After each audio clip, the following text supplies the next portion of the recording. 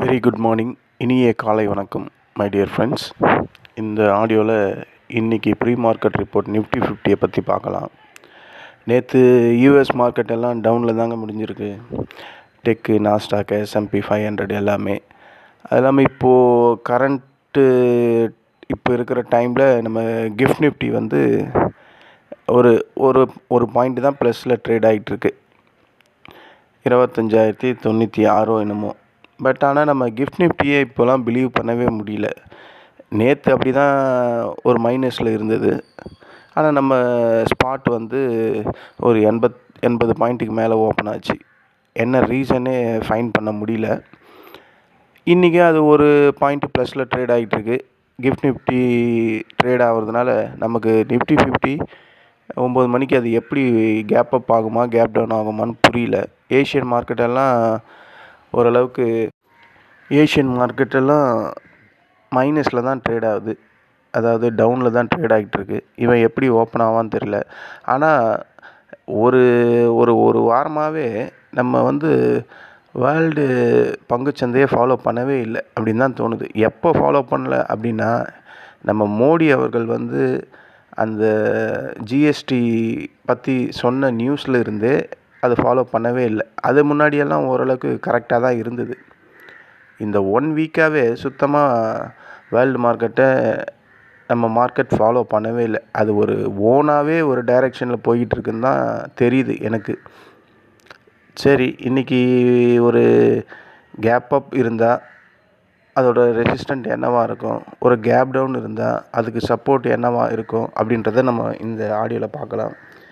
Nifty 50 இப்போ இருக்கிற அதுக்கு கரெக்டான ஒரு சப்போர்ட் வந்து ஒரு கேப் டவுன் ஆனால் 25,046. இந்த 25,046 ஒரு மைனர் சப்போர்ட்டு தான்.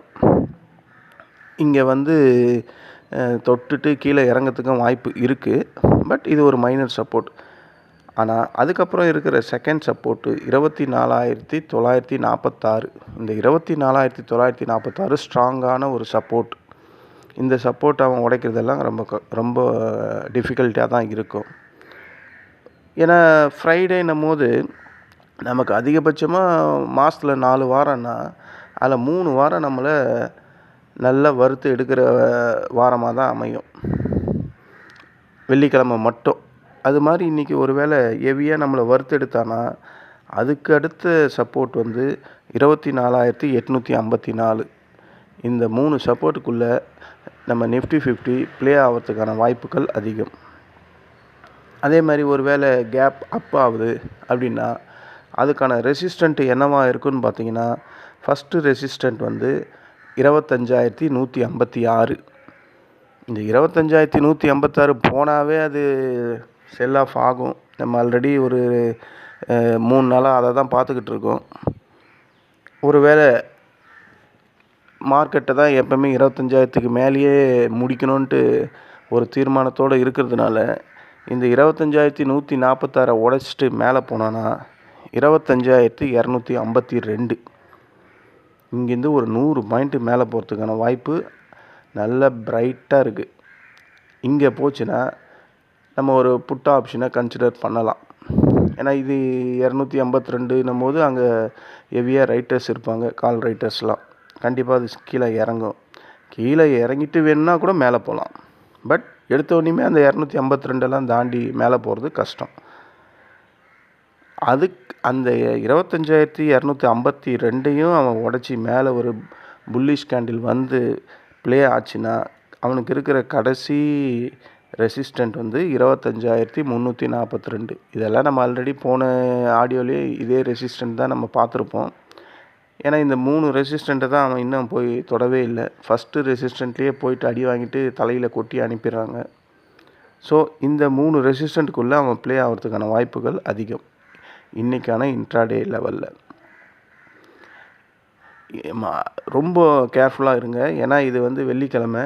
நம்ம நிஃப்டி 50 எப்போவுமே வெள்ளிக்கிழமை நெகட்டிவில் தான் முடியும். இந்த 4 நாளும் பாசிட்டிவ்லேயே முடிஞ்சிருக்கு. இன்றைக்கி எப்படி முடியுது அப்படின்றத நம்ம 9 மணிக்கு மேலே இன்ட்ராடே லெவலில் நம்ம பார்க்கலாம். இதுதான் ஃப்ரெண்ட்ஸ் இன்றைக்கான ப்ரீ மார்க்கெட் ரிப்போர்ட்.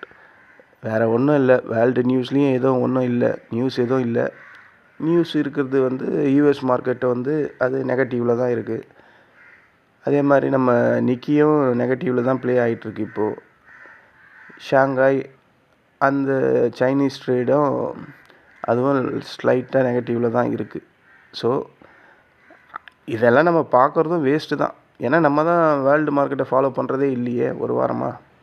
அதனால் நம்ம நிஃப்டி 50 எப்படி ஓப்பன் ஆகுதுன்றது அது ஒரு தனிக்காட்டு ராஜா மாதிரி தான் ஓப்பன் ஆகும். பார்க்கலாம் எப்படி இருக்குன்ட்டு. நன்றி, வணக்கம்.